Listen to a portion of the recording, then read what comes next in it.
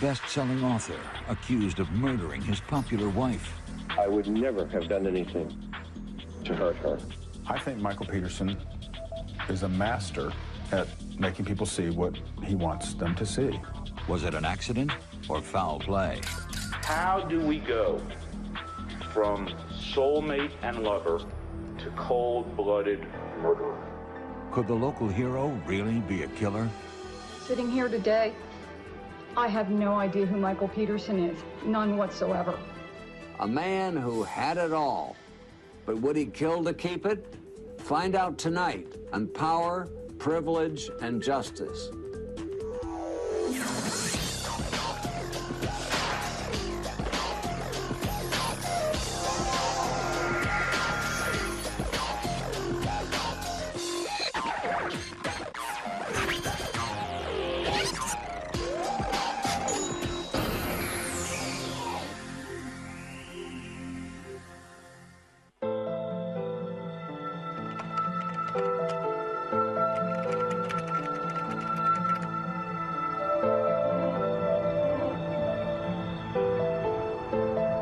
Durham, North Carolina, home of the best-selling novelist and newspaper columnist Michael Peterson and his wife Kathleen, a prominent socialite. They were a real couple. It was the kind of relationship that, you know, everybody wants or strives for. The Petersons lived in a sprawling 14-room mansion in Forest Hills, Durham's most prestigious neighborhood. They're both so bright. And you put them together, and you've got a whirlwind of intelligence and charisma and excitement and insight, and people just like being around them. Everyone in Durham knew the rich and popular Petersons. Kathleen was a fixture at society events. Michael was a best-selling author and a war veteran. But all that would change in December 2001 when the police received an emergency phone call from the Peterson house. 911, where's your emergency? 1810 Cedar Street, please. What's wrong? My wife's had an accident. She's still breathing. What kind of accident? She's still on the stairs. She's still breathing. Please come. Is she conscious? What? Is she conscious? No, she's not conscious. Okay. How many stairs did you fall down? Huh? How many stairs? Stairs. How many stairs? I could hear someone that sounded like they were sobbing. When we got into the house, and as soon as we made our left-hand turn and went just a little bit forward, is when we noticed that that's where the patient was laying, was at the foot of the stairs. And Michael Peterson was standing right there on top of him. Her laying there, I mean, blood everywhere on the wall, all over her body. Her eyes was open. I can just, that look out in space, like, just looking nowhere. I mean, you see it 100 times in EMS with the eyes open, the patient is deceased. Distraught, Peterson tells the paramedics that he and Kathleen drank champagne and watched a video before deciding to go to bed. He went out to the pool to turn off the lights while Kathleen went up to the bedroom. When he came back in the house, he found her lying at the bottom of the back staircase. Durham Police Sergeant Terry Wilkins arrives next at the Peterson house. I was immediately struck with the amount of blood that was on the scene, and there was spatters considerable distance up the wall. There was a pool of blood. It was very obvious that there was a need to call someone. Homicide Detective Art Holland is paged to the scene. There was just a tremendous amount of blood on her clothing, on the walls, behind her, on the steps, on the face plates of the steps, and on the bottom of her feet. As Holland examines the scene for other clues, police officers escort Michael Peterson to his study at the other end of the house. He did seem somewhat confused. There were some things that I would say, as a normal part of my behavior, I'm not sure that I would be acting that way. It was brought to my attention that Mr. Peterson was on his computer at some point when his wife has just been found deceased. It just sent a message that he was not, or did not seem to be concerned about losing his wife. Holland continued his survey, finding blood on the ground, the couch, and the front door. There was some blood on the inside of the door, which appeared to be smeared or wiped. There was the smell of the alcohol in the sink, why it was poured down the sink, and the placing of the 2 champagne glasses beside the sink, one being smudged with fingerprints and the other one, there was just no finger impressions or smudges on it whatsoever. There was just a lot of things that just did not add up. But based on the scene, Holland did know one thing. Michael's story just didn't make sense.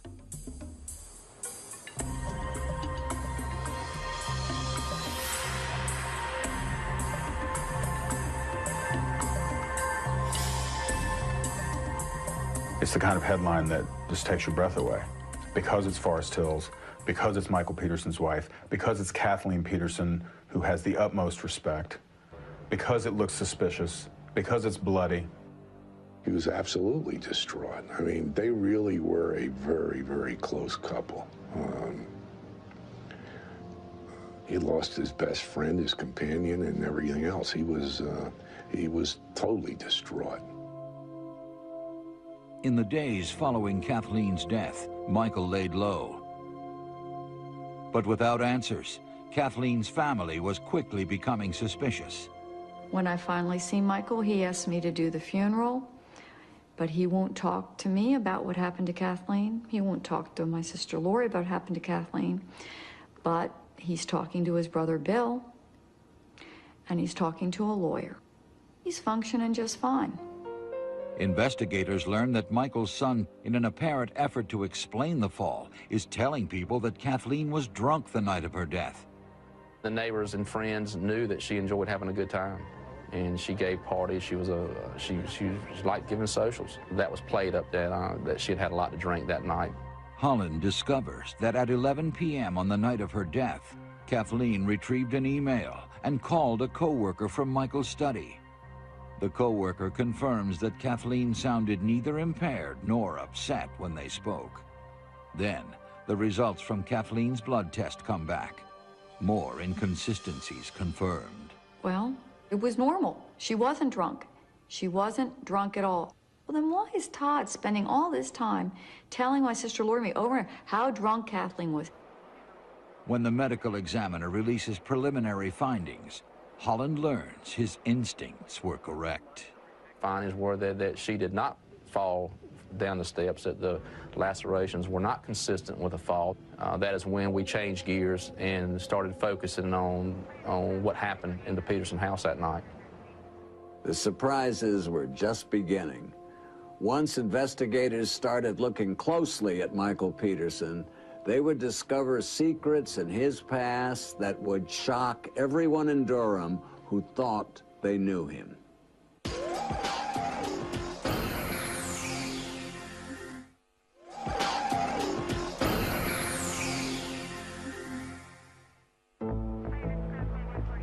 When writer Michael Peterson's wife, Kathleen, was found dead at the bottom of a staircase in their elegant mansion, all of Durham, North Carolina was stunned. Michael told police it was an accidental fall, but lead investigator Art Holland had his doubts. Well, this case is like no other that I have investigated. It was a very complicated crime scene.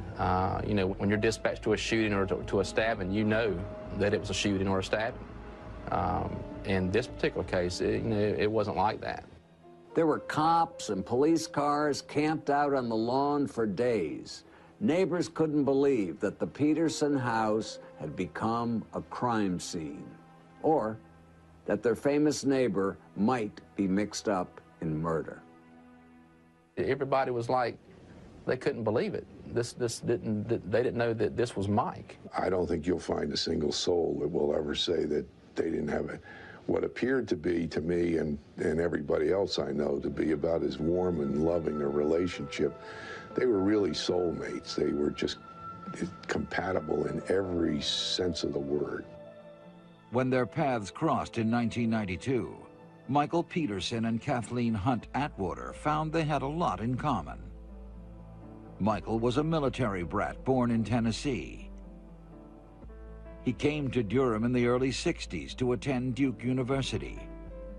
There, he edited the newspaper, was president of his fraternity, and a member of Duke's prestigious Red Friar Club.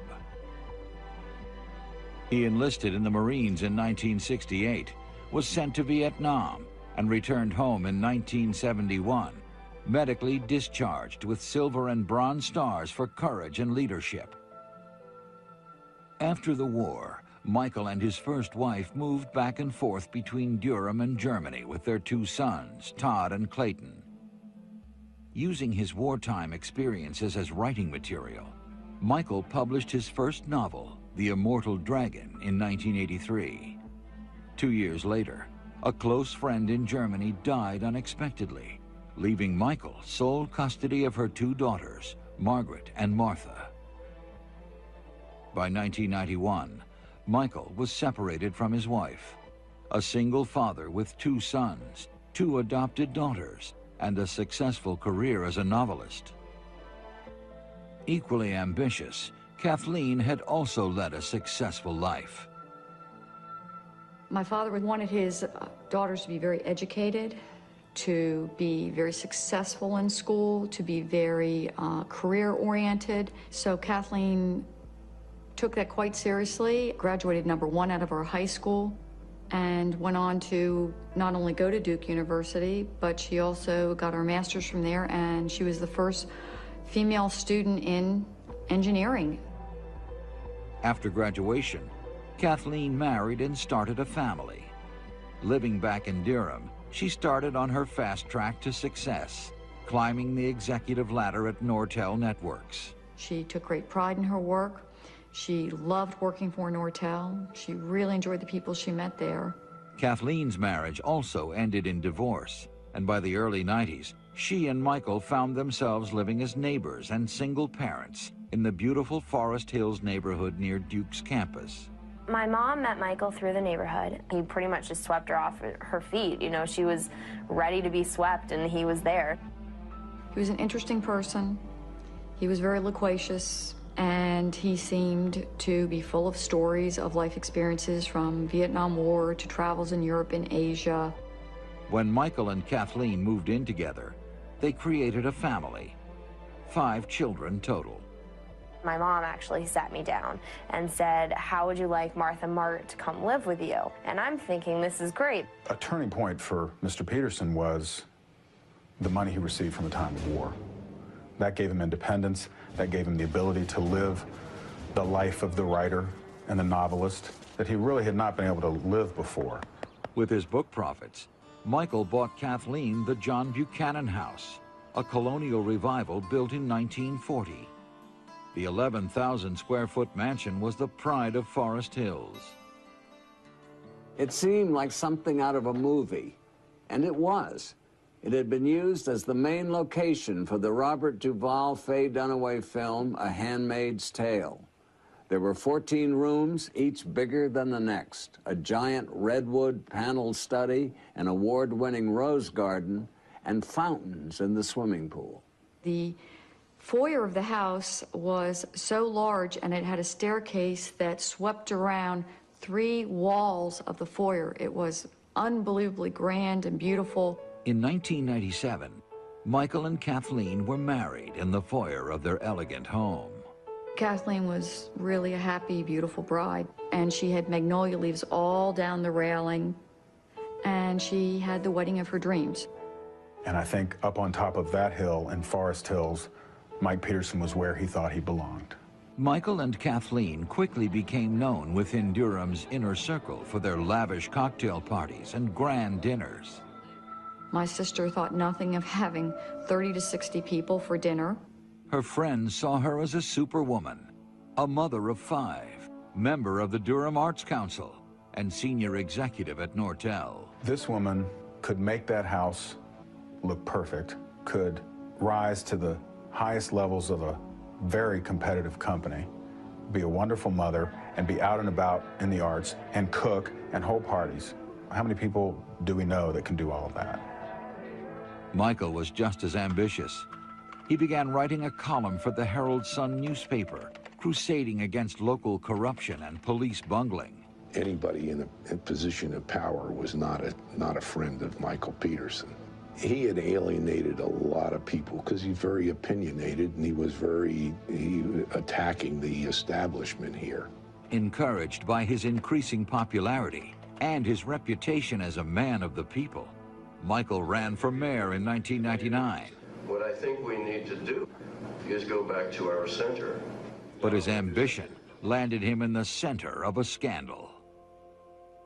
Basically, Mr. Peterson has been walking with a limp for some 30 years, and he's been saying that it was a result of a war injury, and it wasn't. It turns out Peterson hadn't injured his leg in combat. It was a decidedly less heroic car accident while on a security detail.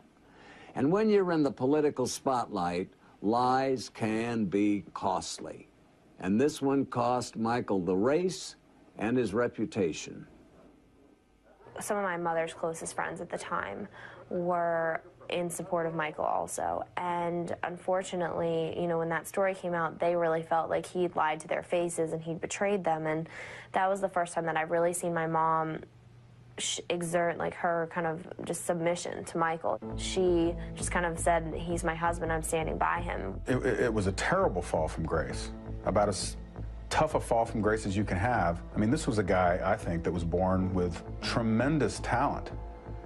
And look what's happened. The defeat in the mayor's race was just the start of a string of losses for Michael. 2 years later, he ran for city council and met with another defeat. Then Kathleen's luck started to run out too. Her life, I noticed, started to change, and it was, as a lot of people's lives did, when a lot of the high-tech stocks were starting to go down. She, at times, was worth several $1 million with her stock and stock options. The price was drastically falling, and the Nortel stock and its options was her plans to retire off of. She had plans at some point to move to Paris and have a second home there. The Petersons' perfect life was beginning to unravel, at work and at home. The house always needed a lot of work. Anything to do in repairs of the house was never a couple $100.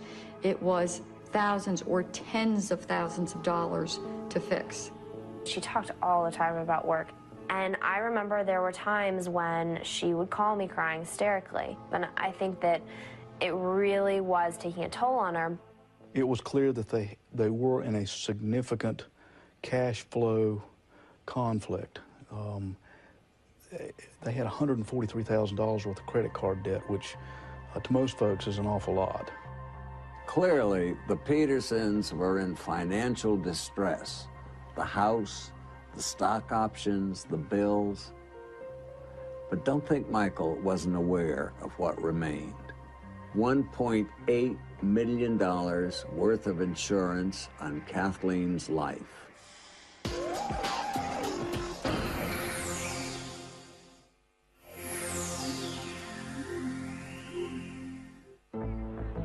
The evidence was mounting that popular novelist Michael Peterson was involved in his wife's death.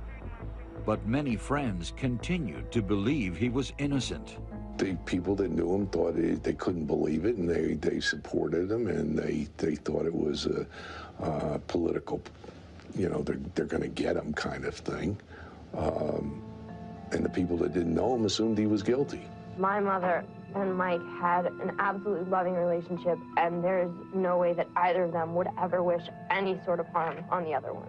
At the time, you know, people questioned, well, why was I so supportive of him then? But at the time, I had no really other way to think, and who wants to think that their stepfather has done this? My mother would just be absolutely appalled, and this is the last thing that she would have ever wanted to happen to her husband. And then the autopsy report came out, and that, of course, made me completely convinced that she was murdered. Dr. Deborah Radish, a forensic pathologist at the state medical examiner's office, conducted the autopsy. At the end of the autopsy examination, taking into account the number of scalp lacerations, their locations, their orientation, together with the neck injury, the findings were unequivocal that this was not from a fall down the stairs. And the fact that she was found at the bottom of the stairs would indicate either that's just a coincidence or she was there for a reason, perhaps to make somebody think that she had fallen down the stairs. The pictures were beyond pale. The one picture in which during the autopsy you could more closely see the 7 lacerations was stunning. That was it. That was the defining moment. This man was not going to beat my sister to death and get away with it. On December 20th, 2001, Michael Peterson was indicted for the murder of his wife Kathleen. He turned himself in at Durham County Jail, and then, flanked by his 2 sons, 2 daughters, and brother Bill, Michael spoke publicly for the first time. Kathleen was my life. I whispered her name in my heart 1,000 times. She is there, but I can't stop crying. I would never have done anything to hurt her. I am innocent of these charges, and we will prove it in court. Michael spent nearly a month in prison before a judge allowed him to post bond. He returned home to await his day in court. People, I do know, wonder, how can I go out? But you see, I know I didn't do anything. I'm totally innocent of these charges. Remember, Michael Peterson had made a second career as a columnist, and a lot of people thought he was now paying the price for baiting the local establishment. But Detective Holland was about to uncover a chapter from Michael's past that would send shockwaves through Durham. I received a telephone message or a call of a lady by the name of Margaret Blair up in Rhode Island concerning the Peterson case. It was at that time she revealed that she had a sister named Elizabeth Ratliff and that she died in 1985 when she lived in Germany, and that Mrs. Ratliff was found deceased at the foot of her stairs, and that Michael was the last person to see Elizabeth alive. The autopsy had determined Elizabeth Ratliff died from a brain hemorrhage, and the official cause of death was ruled accidental. After the apparent tragedy, Michael adopted her 2 daughters. Michael did tell me that Liz Ratliff died not too long after her husband. He told me that she had like a brain tumor. Never did Michael tell me she was found at the bottom of a staircase. This was a huge shock. The Ratliff case, another death, a possible pattern. In April 2003, prosecutors go to Texas to exhume her body. It seemed very odd to us as well that 2 people that were so close to him could have died in such a similar way. It was a big risk for the prosecution to exhume a body, not knowing if there would be any evidence of a murder or a possible murder, and there it was. What we found in this case, again, were multiple scalp lacerations. In fact, there were 7 lacerations in this case. The similarities were eerily striking.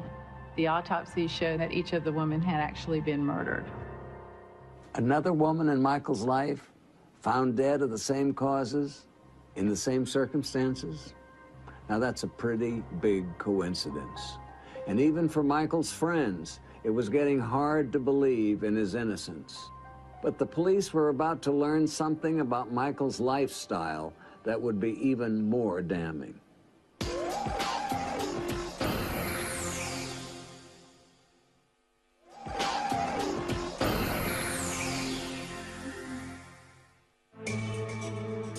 Michael Peterson's arrest in the murder of his wife Kathleen shook the Durham area. But his connection to a similar stairway death in Germany left friends wondering just who he really was. When I found out that Liz was dead at the bottom of the staircase, this was a huge shock. Now there's 2 women found dead at the bottom of the staircase. Unbelievable. Michael's 2 sons, Todd and Clayton, fervently stood by their father from day one. Even his daughters, Margaret and Martha, who had now lost 2 mothers in similar falls, remained by his side. 4 children vigilantly supporting Michael Peterson, and Kathleen Peterson's only daughter saying, something's wrong here. And then Caitlin broke off, and everything changed. I think that was when I realized that we were just kind of on a separate mission. I was on a mission really not to convict Michael. That was never my mission. It was really just to get to the bottom of what happened to my mother. The police thought they knew exactly what had happened to Kathleen, that Michael killed her for the insurance money. Ironically, Michael was going to use that money to fight back. He hired a high-powered, high-priced lawyer, David Rudolph. Michael had a long history of challenging authority in Durham. Not just the police, but the power structure, the editors of the paper. Now, do I think that the Durham police were out to get Michael in any sort of conscious way? No, I don't think that. Do I think that their view of the scene and of Michael was influenced by the fact that they had negative feelings about him? They're human beings, and we are all influenced by that. Going up against Rudolph, prosecutors knew they would have only one chance to get it right. What we needed to do was show that this was a homicide and not an accidental fall, and we had to tie Mr. Peterson to it. The prosecution would have to demonstrate that Peterson had a financial motive. They were basically having to live month to month on credit cards. She was on the edge of losing her job. All those things combined, from a financial perspective, we thought caused significant stress in that home. The financial motive was sort of silly. I mean, you're going to kill your wife because she might lose her job when there was not a shred of evidence that Michael Peterson had ever expressed to anyone that he was concerned about that? As the trial drew near, the state revealed one more card they had up their sleeve. The hard drive of Michael's computer had been analyzed by experts and yielded a surprising hobby. Hundreds of pornographic websites, over 2,000 downloaded photographs, and a bizarre email exchange between a male escort named Brent Wolgamott, a.k.a. Brad, and Michael Peterson. He was a married man, and this is how he was spending his spare time while my sister's at work. You're immediately saying, what kind of marriage did they have? Is he gay? Is he bisexual? And could they have had the kind of marriage that's been described if he's bisexual? Absolutely nothing indicated that Michael Peterson was having any kind of relations outside of his marriage. The evidence was he had had an email exchange with a gay escort, and then nothing happens. But the state seemed to have a solid case against Michael Peterson. A damning autopsy report, the mysterious death of Elizabeth Ratliff, and the emails he sent to Brad. But where was the murder weapon? One unanswered question is all a smart defense attorney needs. And so the trial began.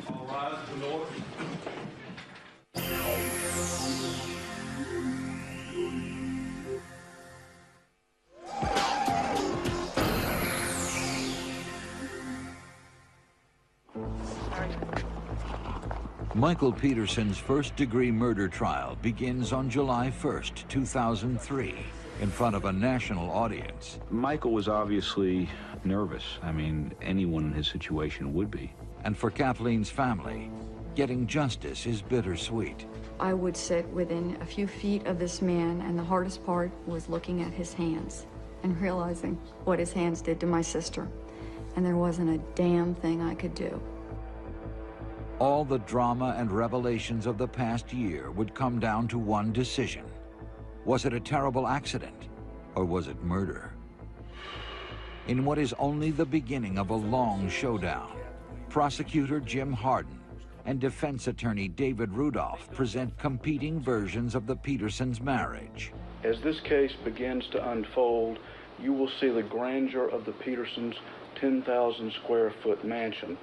you will see the appearance of a storybook marriage. If the prosecution is correct, how do we go from soulmate and lover to cold-blooded murderer? How does that happen?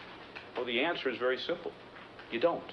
The strongest evidence of Michael's innocence is the call he made to emergency services the night Kathleen died. 911, where's your emergency? It was not the kind of call that you would expect to hear from someone who had murdered their wife. Please, get them in here right away. Please. Okay, somebody's dispatching the ambulance while I ask you questions. It's a divorce deal, okay? Please, please.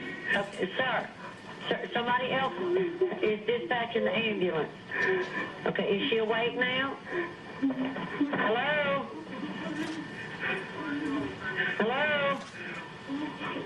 The defense painted a picture of a grieving widower, pointing out that no one had ever actually seen the Petersons fight. But the prosecution countered that for Michael, love was no match for money. So like I said, this is an approximate amount owed on credit card and installment debt and credit line debt close to the time of Kathleen Peterson's death. And the amount is $142,728. The state contends that Michael's way out was through Kathleen's hard-earned benefits and life insurance. First of all, the amount available to Mr. Peterson upon Ms. Peterson's death would have been what? $1,834,166. Michael's greed, they argue, drove him out of control that night, and the blood on the walls echoed that rage. The way I observed that, again, what appeared to be large quantities of blood all over the floor, all over the victim, her hands, feet, her clothing, the walls. There was blood that was underneath a photograph inside the staircase on the north wall that was, the photograph was up pretty high, and there was, blood stains on that photograph. It just seemed unusual to me. In my opinion, the cause of death in this case was due to blunt force trauma of the head. Were you able to determine, in your opinion, what the manner of her death was? In my opinion, the manner of death in this case is homicide. Blood spatter expert Dwayne Deaver testifies that not only did a beating occur, but someone had tried to cover it up. In other words, something contacted the wall with blood on it, made smears in here, and then another impact occurred, creating another stain which came across the top of that. Then, the chilling connection. Through graphic recreations, Deaver explains that small blood spatter stains on Michael's shorts could only have been made if he were standing over Kathleen as she was beaten. For the stains on these pants are consistent with impact spatters with the result of a forceful impact, and that the individual wearing these pants at the time of that impact was in close proximity to the source of blood when it was impacted. I don't understand how someone can get blood spatter on the inside of their shorts unless the blood is in motion as he stands over her, that was the point at which I could not come up with any other scenario, and that was the proof for me that he was the one who actually committed the crime.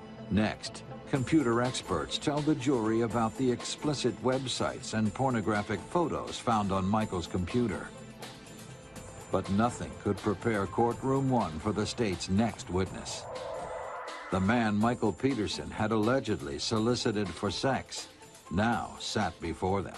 What types of services did you perform? Oh, wow, that's pretty broad. Basically, it's a companionship for other males of legal age. All right. And did that involve sexual activities? Sometimes it does. Okay, what types of sexual activities, sir? Oh, just about anything under the sun. When Mr. Wogelmeyer says, "I'll do anything for money," they're looking at Mr. Peterson. And they're saying, again, who is this man? But the picture of Michael Peterson is about to get uglier. Friends of Elizabeth Ratliff next tell jurors about her 1985 death. The scene, the body, and cover-up are all hauntingly similar. When I looked at the wall, the blood was up so high. How high was it? I'm almost 6 feet, and I was standing up with my hand, and the blood was over my hand. I couldn't figure out, how did somebody get blood that high? Michael was coming and going and handling all the military people. Michael said that she had a brain aneurysm. Michael Peterson said that? Yes, and that she must have fallen down the stairs. In my opinion, the cause of death of Mrs. Ratliff was blunt trauma of the head. What is the manner of death, in your opinion? Homicide. When the state rests, The state of North Carolina would rest its case in chief at this time. all eyes turn to David Rudolph. What this case is about is not Elizabeth Ratliff or Michael Peterson's lifestyle or the columns he wrote. It's about what happened in that stairway in the early morning hours of December 9th, 2001. Show me, please show me how this was an accident.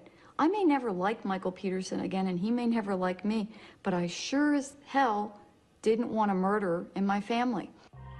The defense then uses computer animation to show jurors how a fall might have happened. They contend an impaired Kathleen fell not once, but several times. I can't tell you this is exactly the way it happened, because falls can happen in a million different ways, with a million different variations. But what I can tell you is that our experts will say that the injuries on Kathleen Peterson's body, not just the lacerations, but the bruises, all can be explained as consistent with this fall. To combat the most convincing evidence of Michael Peterson's guilt, the blood spatter, Rudolph calls renowned crime scene expert Dr. Henry Lee. In your opinion, is the bloodstain evidence from the Peterson house and the clothing, taken as a whole, consistent with a beating death? No, inconsistent with. The blood spatter goes all different directions, and too much of blood spatter. Total amount of blood spatter we estimate close to over 10,000 individual blood spatter. Ordinary beating case, you don't have that. I saw Dr. Henry Lee testify at the William Kennedy Smith trial and the O.J. Simpson trial. He can be very colorful, but he turned out to be more colorful than the defense wanted in this case. Based on the expectations of Dr. Henry Lee and the impact of Dr. Henry Lee, huge valley in between. He's spitting out ketchup, which many found disrespectful. I mean, he said there's too much blood for it to have been a fall, but yet there's enough for it to be an accident.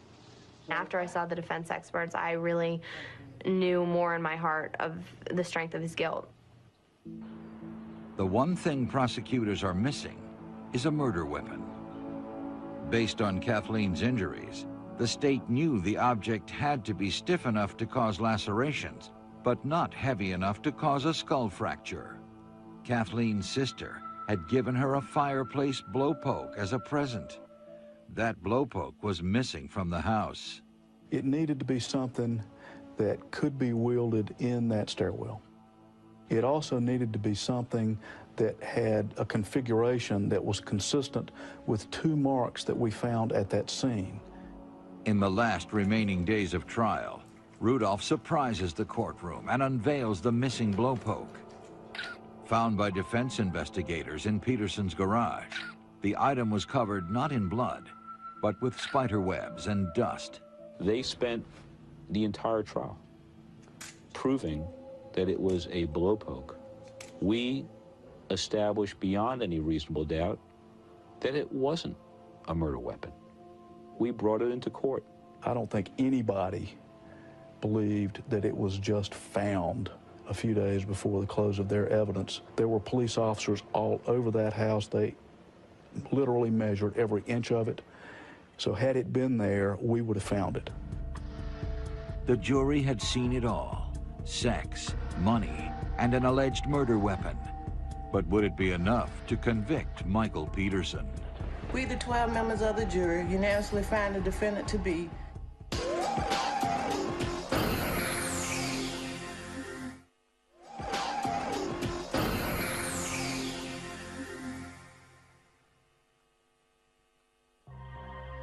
talked about the fact that it's the state's burden to prove beyond a reasonable doubt.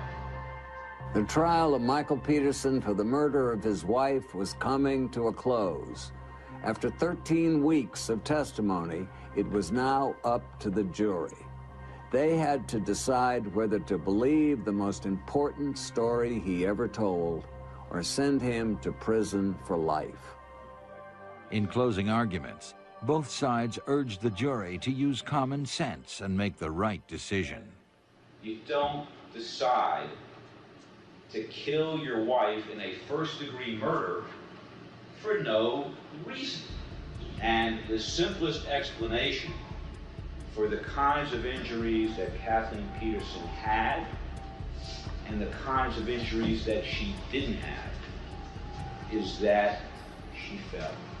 To me, the strongest words of the trial were the quiet, soft, yet steely words of Jim Hardin, almost whispering to the jury.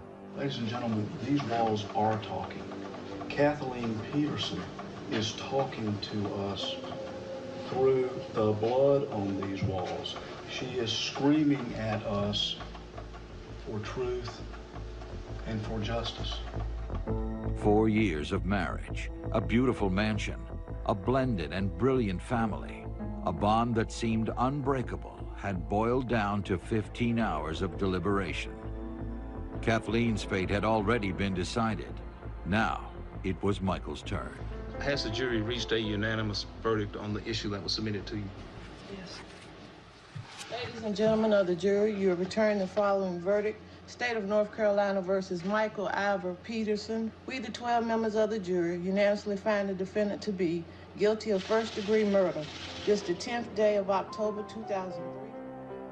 It seemed surreal, the guilty verdict, his first lack of reaction, his initial lack of reaction.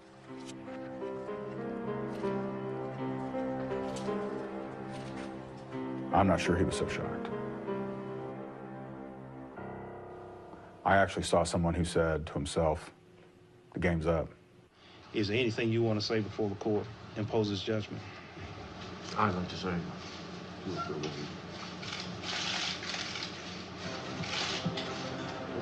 Defendant is imprisoned in the North Carolina Department of Corrections for the remainder of his natural life without the benefit of parole. In Germany, officials have reopened the Ratliff case and are actively interviewing witnesses. But some questions may never be answered. I felt absolute relief for Kathleen's family because I knew that with this verdict, at least this chapter in this book could be closed. But in terms of exactly what happened on that evening, nobody knows but Kathleen Peterson and Michael Peterson. It's hard to think that she obviously, went through suffering on December 9th, and I'm sure that there was a lot of suffering before then that I sadly probably didn't know about. I think that it's really nice to just remember her as such a loving and giving person that really, I don't think she really had any regrets except for she would have loved to live 100 years more, so. Michael Peterson may have been a celebrity at one time, but fellow inmates weren't exactly lining up for autographed copies of his books. In fact, just a few days into his life sentence, he was beaten up in a prison fight. Small consolation for Kathleen's family, who were trying to get used to life without her. For Court TV, I'm Dominic Dunn.